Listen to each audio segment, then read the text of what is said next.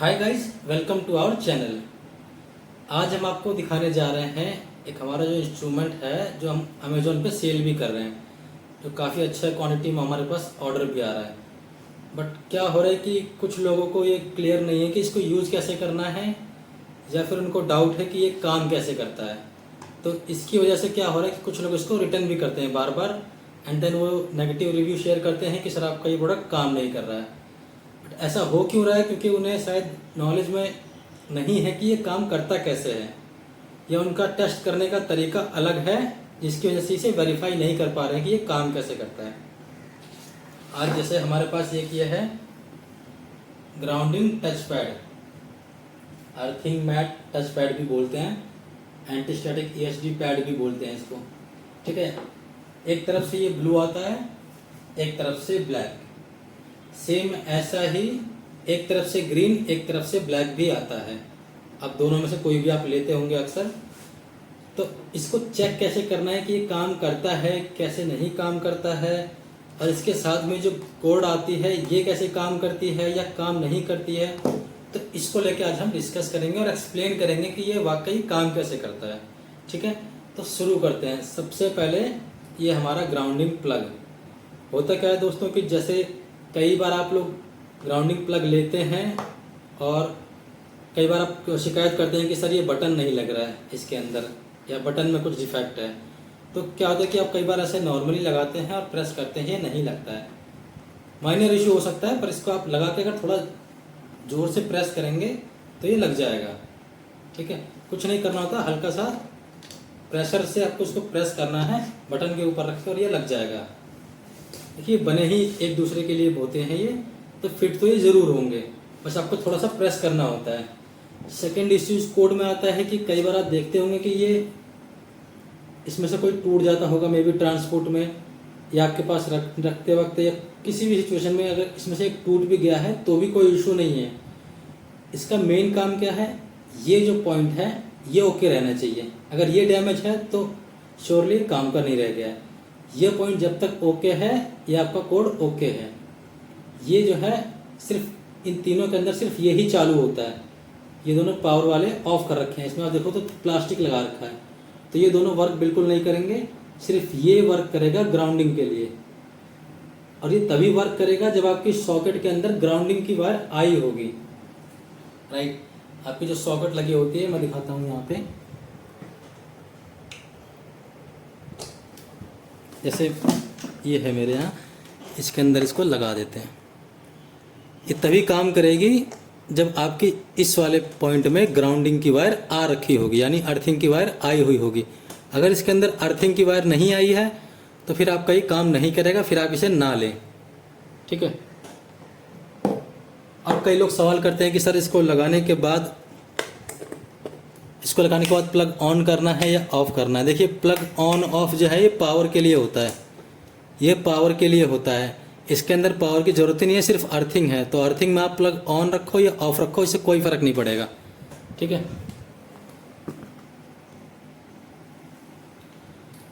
Hope so clear हो गया होगा कि इसका क्या यूज है।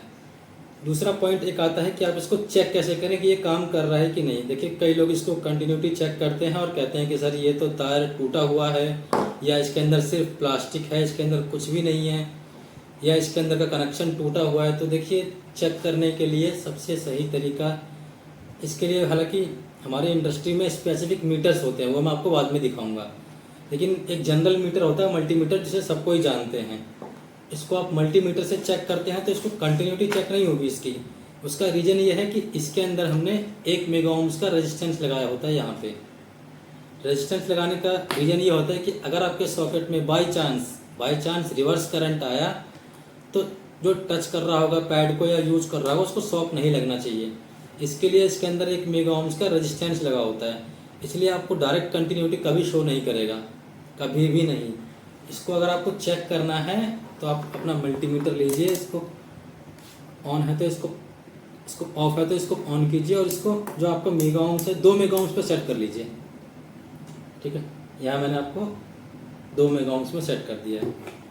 मल्टीमीटर कोई भी आप यूज़ कर सकते हैं, ज़रूरी नहीं है जो सेम मेरे पास है वो यूज़ करें।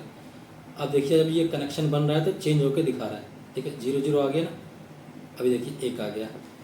अब ऐसे ही जब मैं इस प्लग को चेक करूँगा, एक तरफ से मैं इसको टच कराऊँगा प्लग को, दूसरी तरफ से ये जो बटन है, इस बटन के अंदर जो लगा हुआ है प्लग, इसको टच करेंगे। आप देखिए वैल्यू चेंज हो रही है या नहीं, 0.9 समथिंग आ रहा है। जब भी मेगा ओम्स में आप चेक करेंगे, 1 मेगा ओम्स की वैल्यू चेक करेंगे तो 0.9 समथिंग ही आएगा। तो इसको ऐसे चेक करना है। आप इसकी कंटिन्यूटी चेक करेंगे तो ये नहीं शो करेगा, मैं बार बार बता रहा हूँ, कंटिन्यूटी ये नहीं शो करेगा। इसमें 1 मेगा ओम्स का रेजिस्टेंस लगा है। चेक करने का सबसे सही तरीका यही है कि आप इसको मेगा ओम्स में रखिए, 2 मेगा ओम्स में मैंने रखा है, और उसके बाद चेक करिए। उसके बाद आपको ये दिखाएगा ये कोड वर्क करता है या नहीं करता है। और जो लोग डायरेक्ट कॉपर देते हैं, इसमें रेजिस्टेंस नहीं लगाते हैं, उनको मैं बता दूं कि भैया आप एक डेंजरस सिचुएशन क्रिएट कर रहे हैं, क्योंकि हमेशा एक चांस ये होता है कि आपके सॉकेट से कभी भी रिवर्स करंट आ सकता है। और अगर ऐसा हुआ और आपने सेफ्टी नहीं यूज़ की हुई है, रेजिस्टेंस नहीं यूज़ किया है अपनी कोड में, डायरेक्ट आपने तार डाल दी और कनेक्ट कर लिया है, तो उसमें आपको शॉक लगने का एक खतरा हमेशा रहेगा। इसलिए हमेशा सेफ्टी ही यूज़ करें। एक दूसरा इसके साथ आता है pad, earthing pad, grounding pad, ESD touch pad, कुछ भी बोल सकते हैं, कई नाम है इसके। इसमें क्या होता है कि 2 लेयर होता है। एक होता है static dissipative layer. Static dissipative layer जो होता है वो करंट को थोड़ा कम तेज़ी से पास करता है, यानी थोड़ा स्लो पास करता है। और एक होता है कंडक्टिव लेयर, यानी कि ये ब्लैक वाली लेयर। ब्लैक वाली लेयर जो है करंट को तेज़ी से पास करती है। तो कई लोग कंफ्यूज रहते हैं कि सर इसको यूज़ किस तरफ से करना है। देखिए जनरली तो आप इसे किसी भी तरह से यूज कर लीजिए, चाहे ब्लू साइड से चाहे ब्लैक साइड से, क्योंकि जो इंडस्ट्री में यूज होता है वो ज़्यादातर इस साइड से अप साइड से होता है। लेकिन अगर आपको पर्सनल यूज़ करना है तो आप इसे ब्लैक साइड से भी यूज कर सकते हैं, क्योंकि मल्टीमीटर में ये सिर्फ ब्लैक साइड से ही दिखाएगा। ब्लू साइड में करंट जो है थोड़ा स्लो पास होता है, तो मल्टीमीटर में वो कैच नहीं कर पाएगा। इसके लिए भी एक अलग से मीटर आता है टेस्ट करने के लिए, वो भी मैं आपको दिखा दूंगा अभी। इसके अंदर हम लोग एक बटन लगा के देते हैं जिसमें आपका ये कोड कनेक्ट होता है, जो मैंने आपको अभी दिखाया था। उस कोड को आपको कनेक्ट करके सॉकेट में लगा देना है। उसके बाद इसको चाहे टच करिए, चाहे इस पे ऊपर हाथ रख के काम कर लीजिए, चाहे इसके ऊपर आपको बैठना है, एनी वर्क आप इस पर कर सकते हैं अपनी बॉडी का स्टैटिक चार्ज ग्राउंड करने के लिए। आपकी बॉडी में जो भी इलेक्ट्रोस्टैटिक चार्ज बना हुआ है, करंट बना हुआ है, उसको ग्राउंड करने का ये एक बेहतरीन तरीका है और बहुत ही किफ़ायती भी है। हालांकि हमारे पास और भी बहुत सारे इंस्ट्रूमेंट हैं जो काफ़ी रेंज में बहुत ज़्यादा हाई हैं, 2000 से लेकर 5-10,000 तक भी चीज़ें हैं हमारे पास जो सेम काम करती हैं, बॉडी का करंट जो है वो ग्राउंड करती है। लेकिन ये जो इंस्ट्रूमेंट है ये सबसे चीपर वन है और जो काम भी सेम करता है। बस एक यही चीज़ है कि इसके अंदर शो नहीं करता, कोई इंडिकेशन नहीं होती है, जैसे कि LED लाइट जला के या स्क्रीन पे कोई नंबर दिखा के इसमें शो नहीं करता है। अगर ऐसा इंस्ट्रूमेंट बनाएंगे तो उसका कॉस्ट बहुत बढ़ जाएगा, पर जो होम यूज़ के लिए यूज़ कर रहे हैं उसको फ़ायदा नहीं इतना कॉस्ट लगा के इसको यूज़ करने का। तो उनके लिए बेस्ट यही है कि आप ये मैट पैड लें और उसको यूज़ करें। अब मैं इसको दिखाता हूँ कि इसको कैसे चेक करना है। इसका भी सेम तरीका है, ठीक है। अब बहुत सारे लोग जो कहते हैं कि आप काम नहीं करता है सर, आपका मैट या आपका कोड काम नहीं करता। कोड मैंने आपको दिखा दिया। अभी ये मैट भी देखो सेम 2 मेगा ओम्स पे रखा हुआ है, ब्लैक साइड से कहीं भी आप चेक करो शो कर रहा है कि नहीं। अब बताओ अगर इसमें करंट पास नहीं होता तो ये कैसे शो करता है। इसके अंदर भी रेजिस्टेंस होता है, इसके अंदर भी रेजिस्टेंस इतना होता है कि करंट अगर रिवर्स आ रहा है तो आपको शॉक ना लगे, ठीक है। ऐसा नहीं है कि ये प्योर कॉपर या प्योर आपको कोई भी मेटल बना दिया, एल्युमिनियम या लोहा भी बना दे प्योर, और उसके बाद आप टच करो और रिवर्स करंट आए तो चिपक जाओगे और शॉक लग जाएगा बहुत तेज़। इसलिए जो भी हम इंस्ट्रूमेंट देते हैं उसमें सेफ्टी का बहुत ध्यान रखा जाता है कि हेल्थ का बेनिफिट आप लेने जा रहे हैं और उल्टा शॉक लग जाए तो ये नहीं होना चाहिए। इसलिए हमारी चीज़ों में एक रिवर्स करंट के प्रोटेक्शन के लिए रेजिस्टेंस हमेशा लगा होता है।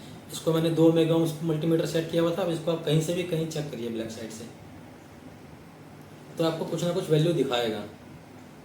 और ये आपका जो बटन है, बटन में भी आप टच करिए और दूसरी तरफ टच करिए कहीं भी, तो भी आपको दिखाएगा। तो करंट पास होता है, ऐसा नहीं है कि करंट पास नहीं होता। हाँ, अगर आप इसको ब्लू साइड से चेक करेंगे तो नहीं होगा। उसका रीज़न ये है कि मल्टीमीटर में ये एबिलिटी नहीं है कि इसकी बहुत बारीक लेवल पे चेक कर सकें। इसके लिए मैंने आपको बताया ना, अलग से मीटर आते हैं हमारी इंडस्ट्री में। करंट पास इस तरफ से भी होता है, चाहे ग्रीन हो चाहे ब्लू हो, दोनों तरफ से होता है, लेकिन इस तरफ जो है करंट थोड़ा स्लो पास होता है, इसलिए ये मल्टीमीटर कैच नहीं कर पाएगा।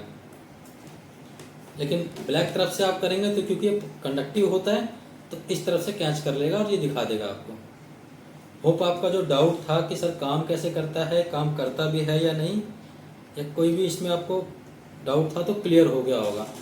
फर्दर मैं आपको इंस्ट्रूमेंट दिखाता हूँ, जैसे मैंने स्टार्टिंग में कहा था कि ये कौन से इंस्ट्रूमेंट से चेक होते हैं। तो देखिए एक आता है रिस्ट स्ट्रैप टेस्टर, इसमें कई सारे मॉडल आते हैं, इंडियन भी चाइनीज़ भी, क्योंकि हमारा सारा काम, अपना सारा इंडस्ट्री जो है इलेक्ट्रोस्टैटिक डिस्चार्ज से रिलेटेड है। हमारा जो सारा काम ही यही है कि कौन सी चीज़ों से स्टैटिक चार्ज को डिस्चार्ज किया जा सकता है, ग्राउंड किया जा सकता है कि नहीं, इसलिए हमारे पास सारे इंस्ट्रूमेंट होते हैं, हम खुद बनाते हैं ये इंस्ट्रूमेंट।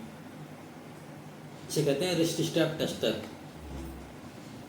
इससे आप रिस्ट स्ट्रैप भी टेस्ट कर सकते हैं जो हाथ में पहनते हैं ग्राउंडिंग के लिए, और आपका जो ग्राउंडिंग प्लग है ये भी चेक कर सकते हैं। इसको चेक करने का सबसे आसान तरीका क्या है, देखिए इसको पहले साइड कर देते हैं। एक पॉइंट यहाँ है जिसको दबाना है, बटन प्रेस करना है, और दूसरे 2 पॉइंट यहाँ दिए हुए हैं। अगर आपके पास बनाना प्लग है तो इसमें लग जाएगा, अगर बटन है तो इसमें लग जाएगा। हमारे पास क्योंकि बटन है तो ये इसमें आपको रखना है, ठीक है। और ये मैंने इधर से टच किया इसका प्लग। अब मैं इसका बटन दबाऊंगा, देखो ये पास दिखा रहा है ग्रीन।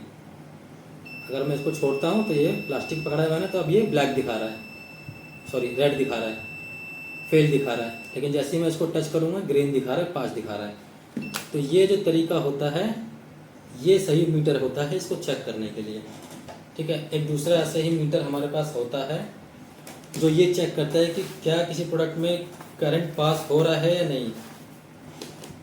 ये हमारे पास होता है सरफेस रेजिस्टिविटी मीटर, SRM बोलते हैं इसको। इसका हायर वॉल्यूम भी आता है, हाई वॉल्यूम चेक करने के लिए ये एक नॉर्मल इकोनॉमिकल मीटर है। इसमें देखो 3 कैटेगरी दी होती है, कंडक्टिव, स्टैटिक डिसिपेटिव और एंटी स्टैटिक। ये यहाँ पे तीनों मेंशन की होती है। इसमें ये दिखाता है कि कोई चीज़ करंट का जो पास कर रही है वो तेज कर रही है, मीडियम कर रही है या स्लो कर रही है, ठीक है। इसमें तीनों चेक हो जाते हैं। तो जब इसको इस तरफ से चेक करेंगे ना, आपको नहीं दिख रहा होगा, तो ये ग्रीन शो कर रहा है।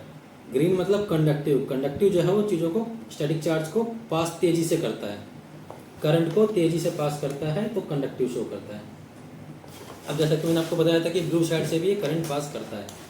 अब देखिए ब्लू साइड से ये ऑरेंज लाइट जल रही है, मतलब करंट पास कर रहा है लेकिन थोड़ा स्लोअर कर रहा है। ये ऐसा नहीं है कि करंट पास नहीं करता ब्लू साइड से या ग्रीन साइड से, पास करता है और थोड़ा स्लो करता है। तो आप अगर यहाँ से भी यूज़ करेंगे तो भी कोई इशू नहीं है, लेकिन आप अपने सेटिस्फैक्शन के लिए इसको ब्लैक साइड से यूज़ करना चाहें तो और भी बेहतर है। होपफुली आपके डाउट जो हैं क्लियर हो गए होंगे। फर्दर अगर आपको इसका परचेज लिंक चाहिए ग्राउंडिंग टच पैड का, ESD टच पैड का या अर्थिंग पैड का, तो अमेजोन पे हमारा लिंक है, you can purchase from there. Hopefully, thank you. मिलते हैं नेक्स्ट वीडियो में।